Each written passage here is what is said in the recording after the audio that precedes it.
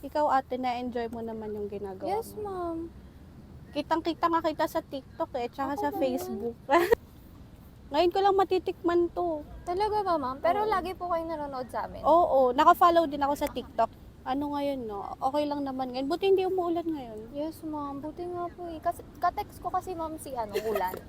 Sabi ko O sa si kanya, Kuya Kim, baka si Kuya Kim yung... wag muna, kasi nagbibenta pa kami. Mm-mm. Kung ganun. O sige, sabi niya. Mamayang gabi na lang. Oo, di ba kagabi umulan? Hanggang madaling araw din Kikinig ata siya sa akin, ma'am. Favorite niya kasi ako. Ayan na yung magic fishball nila. Yes, ma'am.